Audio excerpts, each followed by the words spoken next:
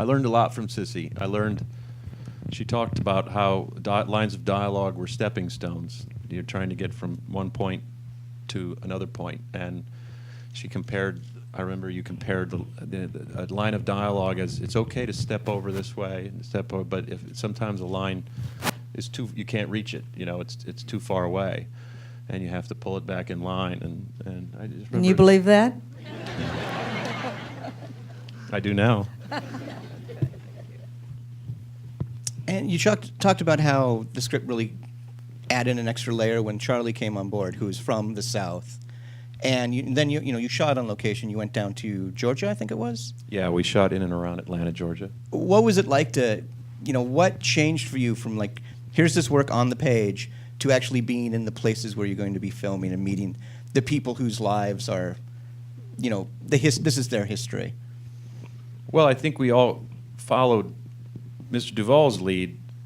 He set the tone for just about everything, and there's such a beautiful, minimalist, quiet kind of quality to his performance. Bobby talks a lot about being truthful and looking for the truth. So we kind of took that and approach to just about everything we could.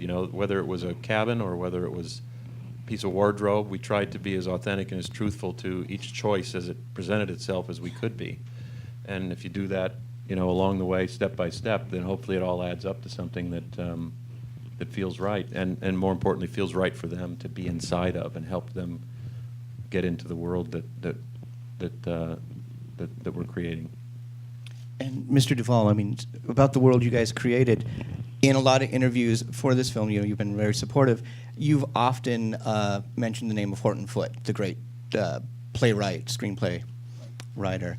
What was it? What did you see? What parallels did you draw between Get Low and some of his great films? Well, it's similar writing, I think, in feel.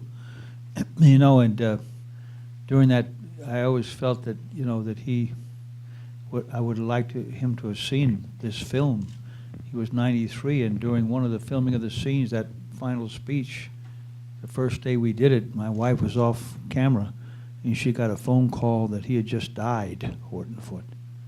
And it was so strange and so kind of spooky and so kind of, ironic that it was like a full circle, really. But he never got to see it, but it was very much like his writing for me. And, he was a great writer, and then we did this, and Charlie Mitchell came on board, and we made it another Southern tale, kind of like Horton Foote did in many of his plays and screenplays.